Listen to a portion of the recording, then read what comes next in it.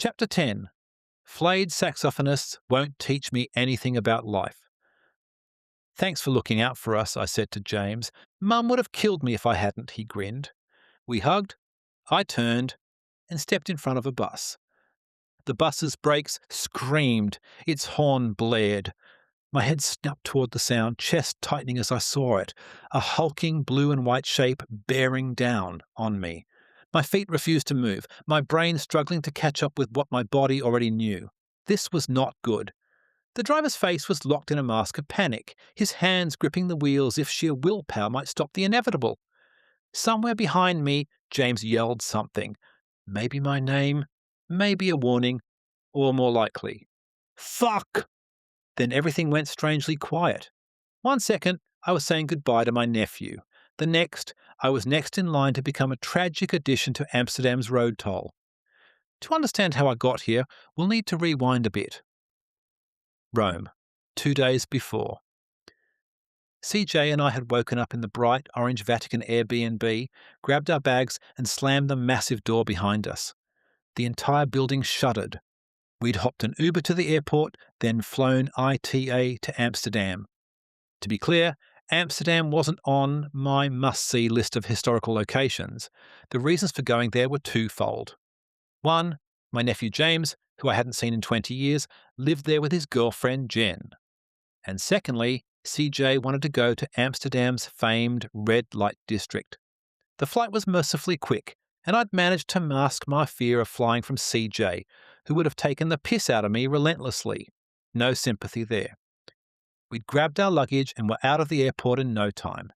We have to catch a train, then switch to a tram, then walk, CJ said, sounding like he had everything under control. I'm happy to pay for a taxi, I said. Nope, we can do this. The train ride was quick and we got off at the correct station, but that's where my relationship with Amsterdam's public transport system began to unravel. Somehow, neither of us could explain how, we exited the train, passed through an automatic door into a small vestibule, and got trapped. We could see the exit just ahead, tantalizingly close, but it wouldn't open. Nor could we go back onto the train platform. We were stuck, completely alone, except for the people we could see strolling past on the street beyond the glass door. Someone will come, CJ said confidently. No one came. We might starve, I said. Relax. There's a vending machine. Then I spotted an unmanned kiosk with a button labelled Hulp Nodig, which I guessed meant help or assistance, though for all I knew, it could have said self-destruct. I pressed it. Nothing happened. I pressed it again. Can you helpen? Came a put-upon male voice. I'm sorry, I said. My friend and I are stuck. We can't get out. How did you manage that? The disembodied voice switched to English with a heavy note of sarcasm. We're in the... I can see you, said the voice. I could almost hear his eyes rolling. Could you help us, please? At this point, I was wishing it had been a self-destruct button. This is highly irregular, said the voice. Then a resigned, there, it is open. We looked around and saw no change. Where? Behind you. Now do not do this again. Thank you. And with that, we were out and into the street. As with Arnold the houseboat and the orange Airbnb, CJ had been in charge of booking the accommodation in Amsterdam. The Hotel Titus was, by all accounts, well located, even though we'd had to drag our bags an interminable distance from the tram stop. Are you sure this is the way? I moaned. We're nearly there, CJ snapped over his shoulder. When we finally rounded the corner and saw it, I was impressed. From the outside, it looked straight off an Amsterdam postcard, a slender gabled building with tall windows and a timeless crooked charm. Across the road a canal flowed lazily past, and as if on cue, an attractive young blonde woman in a sundress cycled by. Okay, I said, you're 3 for 3. Well done. You sound surprised. We opened the door, and the first thing I saw was the steepest, narrowest staircase I'd ever seen. Interesting, but I put it down as part of the Amsterdam charm. We dragged our bags upstairs with some difficulty and found our room. This was where the charm ended and the nightmare began. For one person, this room would have been a drab, airless mausoleum. For two people, it was a tiny coffin. I imagined lying in that cramped space and wondered if it would be like rehearsing for the inevitable. There were two beds, each hard against opposite walls of the room, separated by a single bedside table. There was an infinitesimally small wardrobe and no floor space other than that which separated the beds. The bathroom was clean but comically small. Swinging a cat was out of the question. We won't be spending much time here anyway," said a clearly horrified CJ. "A hobbit wouldn't be spending much time here either." It was then I noticed the large window hidden behind a curtain next to my bed. I opened it and it looked out onto an alleyway. "Not so airless, at least," I said. "Let's get out of here," said CJ. We wandered aimlessly, soaking in the ambience and getting our bearings. Amsterdam was both quaint and beautiful. The long rows of tall, skinny homes, the picturesque canals that crisscrossed the city, and the infamous coffee shops that sold weed and shrooms. Every now and then, in an echo of Venice, a waft of sewage smells drifted up from the canals, adding an unexpected note to the otherwise idyllic scene. We stumbled across a couple of bars to drown our sorrows. The second of these, the Beer Temple, was exactly what CJ needed.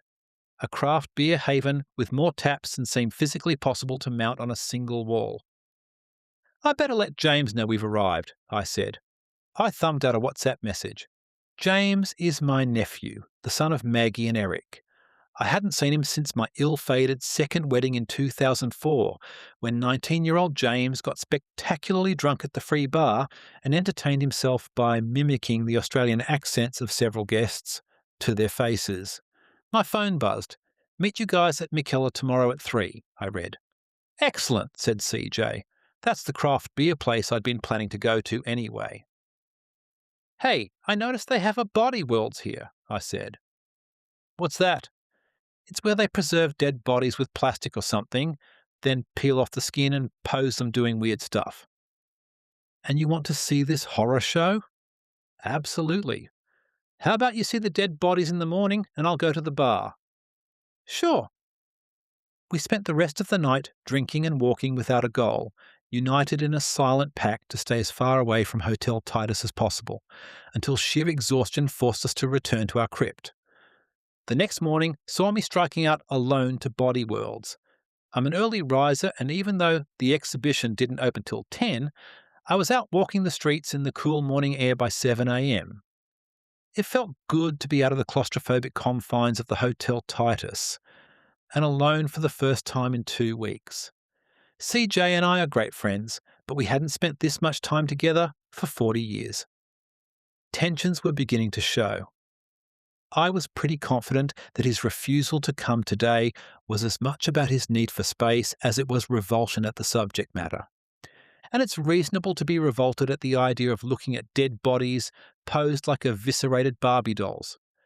Similar exhibitions have caused controversy all over the world. Nevertheless, since I'd turned 60, I'd become somewhat obsessed with death. The recent death of an old school friend had left me fixated on my own mortality. Not that I expected death to come soon, unless I was hit by the proverbial bus. But truth be told, the idea of coming face to face with death at Body Worlds was something I hoped might snap me out of this phase. Death, the final frontier. I had 2.5 hours to kill, so I took my time over breakfast, having a second cup of Americano and chatting to the waitress. "You're going to see the dead bodies?" she said when I told her where I was going next. "You're not interested. Death is everywhere," she said with a shrug. "Why pay to see it?" She had a point, but maybe I wasn't paying to see death. Maybe I wanted to stare it down, show it I wasn't afraid. Even so, wasn't looking at dead bodies the trait of a serial killer? Sure, I wasn't exactly keeping the body parts in a fridge, but still, by the time the doors opened, I was conflicted and embarrassed to be first in line.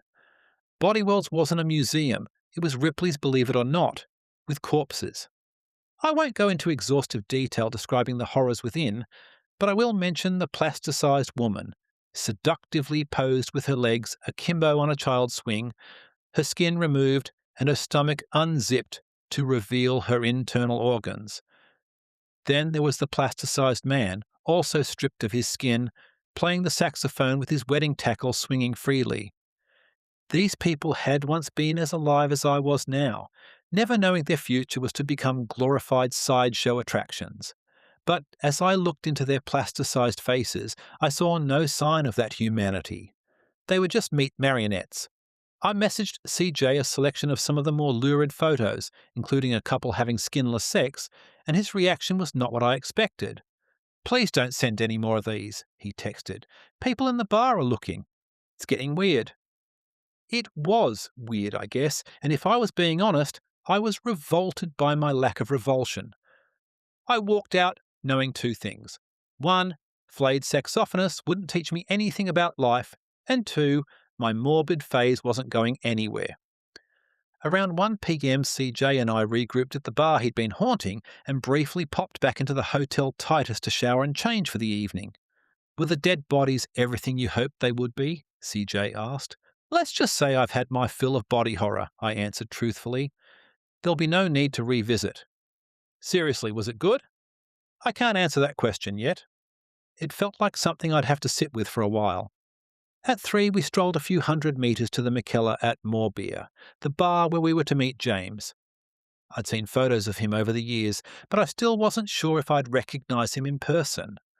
I walked in, expecting to awkwardly scan the bar like a lost tourist, but it wasn't a problem. We recognised each other immediately. "Hi mate, great to see you," James said, smiling as he walked up. "Great to see you too," I said. We gave each other a quick, perfunctory hug. How do uncles and nephews greet each other after 20 years? "Is this weird?" James asked. "A little," I said, smiling. "The last time I saw you, you were hammered at my wedding. The time before that, you were a little kid." Introductions out of the way, we grabbed beers and sat down to talk. After catching James up on our trip so far, the conversation shifted to our plans for the evening. "We're meeting Jen at the Argentinian steakhouse around 6, James said. "Sounds great," I replied, though I wasn't entirely sure what made a steakhouse Argentinian. Was the cow flown in from Buenos Aires or just the chef? Either way, I wasn't going to argue with steak. "And you guys really want to go to the red light district?" James's face twisted slightly like he was trying to hide his distaste. "You sure I can't talk you out of that?" "I'm not that invested," I said. "I figure while we're here," CJ said, "we should see what the fuss is about." "Jen'll be into it," James said, "but I'm not a fan." That surprised me a little. My assessment of James so far was that he was a little out there and up for just about anything. He had this easy, confident energy, the kind of guy who could strike up a conversation with anyone at a bar or jump into a plan without overthinking it. His extreme distaste for the red light district surprised me. Maybe it was just too cliché Amsterdam for him, like when visitors want me to take them to a koala park back home. Maybe it was something else. "Your mum tells me you're writing," I said, changing the subject. "Yeah, I write for computer games, narrative, cutscenes, that sort of thing." "That's pretty cool," I said. "Sounds like a dream job. Anything I would have heard of?" "Unlikely," CJ butted in, punctuating the sentence by draining his glass. "Name one video game." Fortnite?" I said with hesitation. "Call of Duty?" "Better than I expected," CJ laughed. "Seriously, James, what have you worked on?" "Smaller things so far. It's difficult to break into." "That's writing for you," I said, raising my beer. CJ leaned forward. "What kind of games do you want to write? Like RPGs or shooters or—" "More story-driven stuff," James said. From there, the conversation plunged into a world of jargon and acronyms I couldn't follow. NPCs, cutscenes, and something about loot boxes. They may as well have been speaking Dutch. It seemed that gamers had a language all their own, so I let them have at it, while I went to the bar for another round. Just before 6, we wandered off to Salmuera, the Argentinian steakhouse.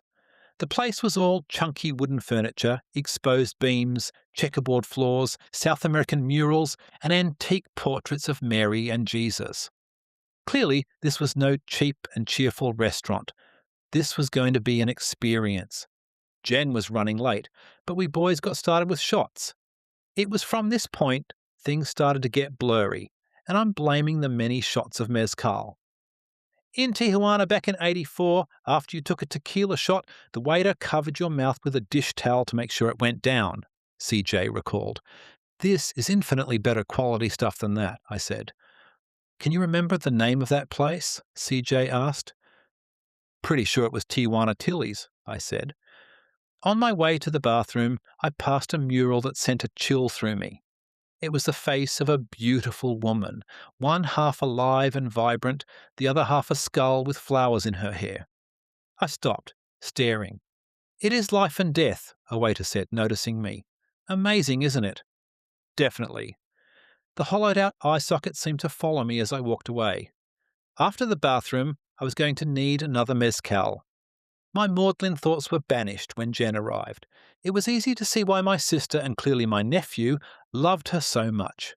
She was attractive, vivacious and sharp, with a quick wit that instantly put everyone at ease. James had done well for himself. She fit in like she'd been drinking with us all afternoon. So, are you boys up for the red light district? Jen seemed genuinely excited at the prospect. Do we really have to? James looked pained, his usual easy-going vibe replaced with something I couldn't quite place. Discomfort, maybe, or just sheer embarrassment. Absolutely, CJ said. We had what seemed like course after course of amazing steak, and with each course, a guy would come and advise the perfect mezcal pairing. Can you actually tell the difference between these mezcals? I whispered to CJ. I'm going to say no, he said, but I'm loving them anyway. This was the kind of meal you had to have at least once in your life. Incredible food and wonderful company. I was amazed at how easily James and I got on, even after all these years. What could have been quite awkward had gone smoothly. I guess that's family for you, that, and the incredible amount of alcohol we'd all consumed. I knew it was going to be expensive, and I had fully intended to pick up the bill. But when it arrived and I saw the total, let's just say I was relieved when James suggested we split it 50-50. Otherwise, I'd have needed another couple of shots to recover. Okay, off to the red light district. Jen was hyped, but James still looked pained at the idea. And so, with the mezcal warming our veins, we spilled out into the night. The first thing that struck me about Amsterdam's much-vaunted red light district is how very tame it was.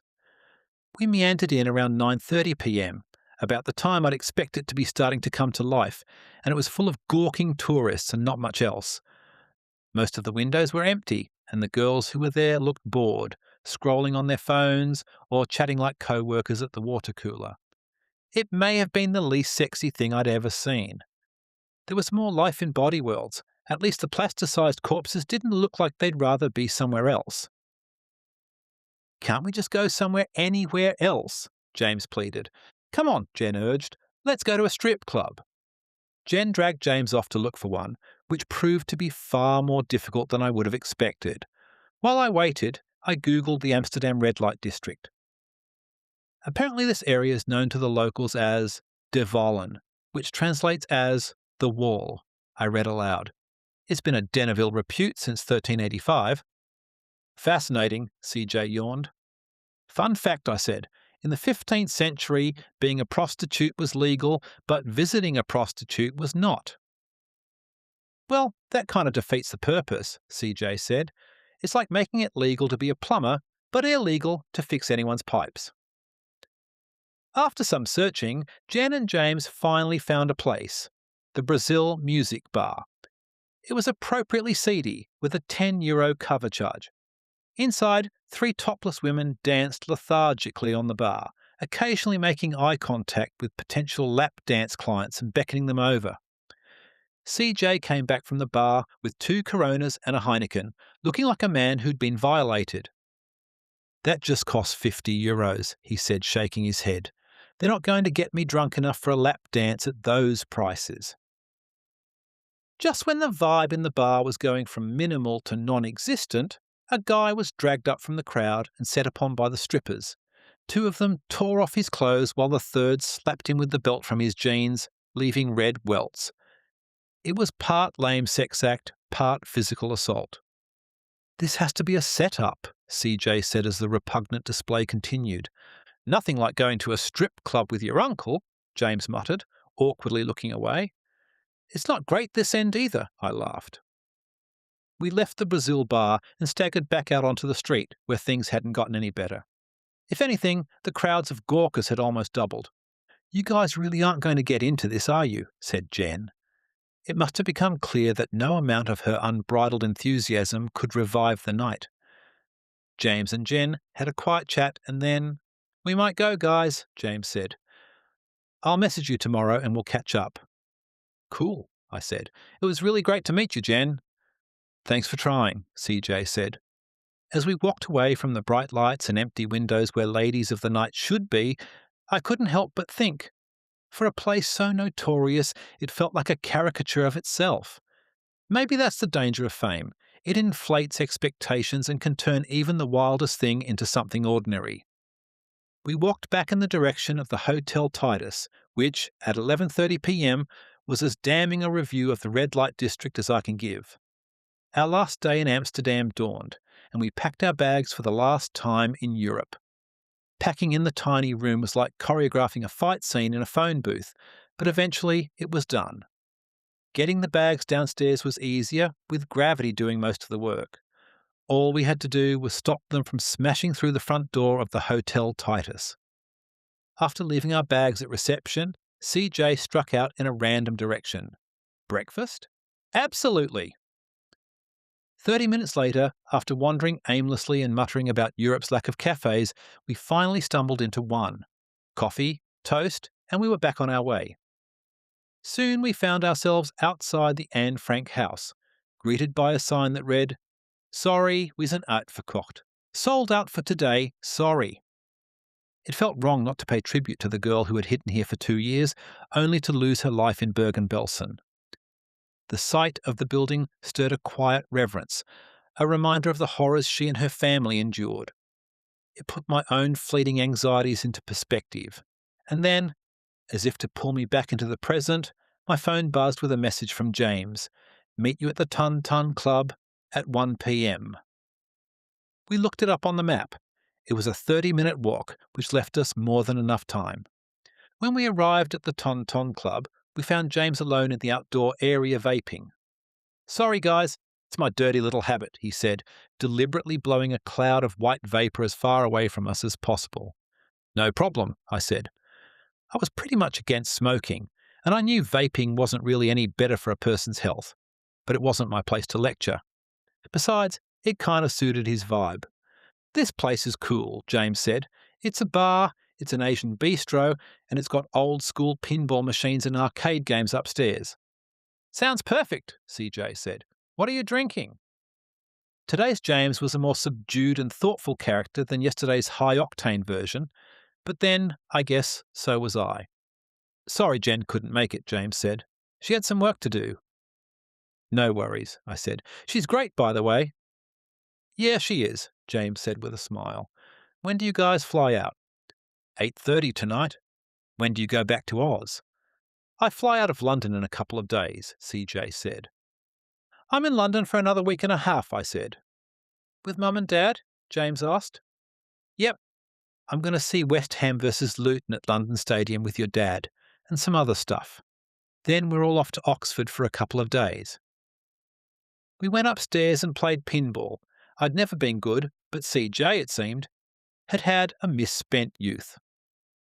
James and I raced each other at Mario Kart, and I managed to hold my own. When it was time to leave, I'd decided I'd had enough walking and decided to catch a cab. CJ, who'd probably walk to Australia if it were an option, waved me off with a grin. "Great meeting you, James." They shook hands, then he said to me, "See you back at the hotel." He strode off, leaving James to escort me to where I could catch a taxi. "Thanks so much for looking out for us while we were here," I said to James. "Mum would have killed me if I hadn't looked after her little brother," James replied with a grin. We hugged briefly, then I turned to cross the road. Now, in my defence, in Australia, when you cross a busy 4-lane road at traffic lights, they stop traffic in both directions and you can cross all the way to the other side. Unfortunately, This is not the case in Amsterdam. The lights stop the traffic in one direction. You cross to an island in the centre, then it's the same process on the other side. I saw the lights turn green on the far side and stepped forward, into the path of an oncoming bus. Time slowed. In a split second, I saw the looming blue and white shape, heard the blaring horn and screech of brakes, and saw the driver's panicked face. But somehow, I had the presence of mind to step backward. The bus missed me by centimetres.